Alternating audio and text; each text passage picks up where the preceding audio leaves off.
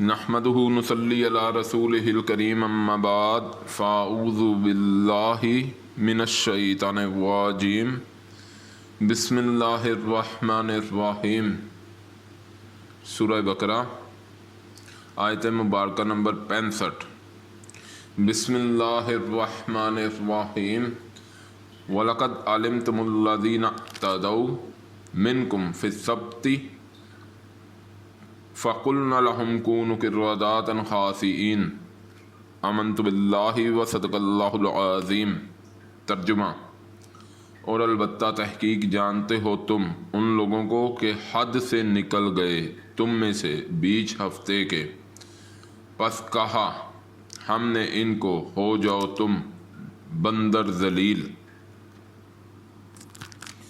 اب اس آیت مبارکہ میں واقعہ بیان ہو رہا ہے جنہوں نے یہودیوں میں سے ہفتے کے قانون کو توڑا۔ ان کے اوپر ہفتے کا دن جو تھا وہ عبادت کا ان کا مقرر کیا گیا، اور انہوں نے اس دن دنیا کا کوئی کام نہیں کرنا تھا،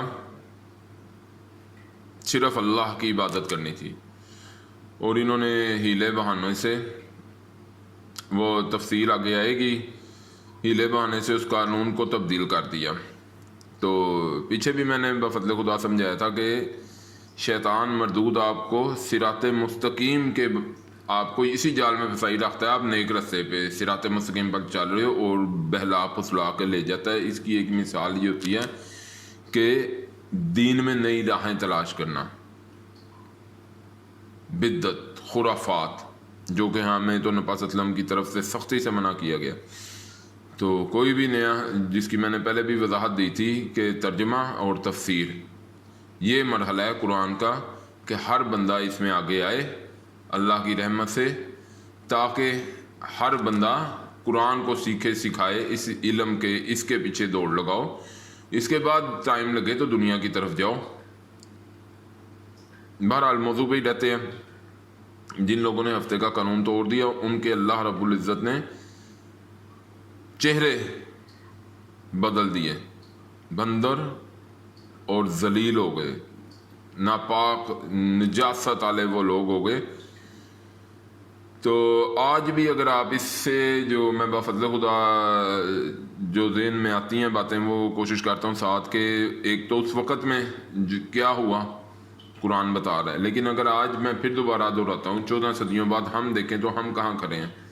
57 اسلامی قانون ہے، 57 اسلامی ممالک ہیں، اسلامی قوانین کو پتہ ہی نہیں انہیں، اللہ معاف کر دیں کہ دھجیاں بکھیرتے ہیں خود، ملکوں میں اپنے نہیں شریعت نافذ کر سکتے، کسی کو کیا ان لوگوں نے جا کے بتانا ہے۔ جو مثال ہے پاکستان میں جمعے کی چھٹی تھی، ہم نے دیکھی ہوئی، سن 1997 میں ختم کی گئی جمعے کی چھٹی، یہ کہہ کر کہ دنیا سے ہمارا رابطہ کٹ جاتا ہے، اور اللہ سے رابطہ کٹ جاتا ہے، اس کی کوئی فکر نہیں۔ اس کے بعد آپ کے ملک میں کوئی فیض آیا؟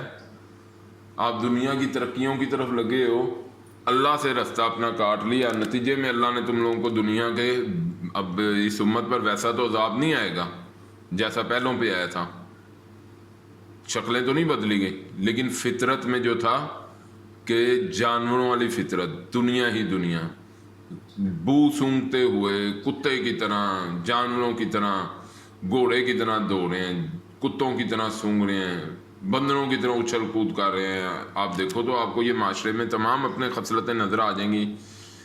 حضرت انسان کس جگہ پر اپنے آپ کو لے گیا، لیکن وجہ کیا ہے کہ وہ لوگوں نے بھی، انہوں نے ہفتے کے روز کو، قانون کو توڑا، اللہ کا جو عبادت کا دن مقرر کیا ہوا تھا، اس کے نتیجے میں ان کے بندروں والی شکلیں ہو گئی، اور بندر ہو جاؤ تم بندر ذلیل۔ تو آج آپ بھی، شکلیں تو نہیں بدلی گئیں، یہ تو نبی صلی اللہ علیہ وسلم کی سمجھ لیں کہ اللہ رب العزت کی ان کے ذریعے ان سے پیار ہے تو ان کی امت کو اس طرح کی سزا تو نہیں دی، لیکن خصلتیں آپ دیکھیں تو جانوروں والی آ گئی ہیں، دنیا کی طرف دوڑ رہے ہیں، ہر کام دنیا کا، ہر کام دنیا کا، اس کے لیے سارے ٹائم ہے، رات کو جاگ رہا ہے، دن کو جاگ رہا ہے۔ قرآن کے لیے کہاں ٹائم ہے؟ سوچنے والی بات تو یہ ہے قرآن پڑھنا کس وقت ہے اور اس پر عمل کس وقت کرنا ہے، وہ کوئی ٹائم آئے گا ہو جائے گا۔ دین تو بس ٹھیک ہے، ایک دکھاوے کی چیز ہے، دکھا دی جب دکھانی ہے، عمل تو دنیا کے اکٹھے کرنے ہیں سب نے۔ نہیں تو آج جس طرح کتنے نعرے لگ رہے ہیں، کتنا کچھ ہو رہا ہے، کتنی محنتیں ہو رہی ہیں، ملک کے لیے یہ کرو، ملک کے لیے یہ کرو، ملک کے لیے یہ کرو. کچھ جمعے کی چھٹی کے لیے آواز اٹھاتا ہے کہ اللہ سے اپنا رستہ بند کر لیا ہے، اللہ ناراض ہو گئے ہیں، اللہ کے عذاب کے کوڑے آ رہے ہیں، اللہ کی طرف پلٹ جائیں. بہرحال اللہ ہمیں سمجھ کی اور سب سے زیادہ نیک اعمال کی، اور اپنی طرف اللہ ہمیں پلٹنے کی توفیق دے دیں، ہم توبہ کر کے اپنے رب کی طرف پلٹیں. وآخر دعوانا الحمد للہ رب العالمین.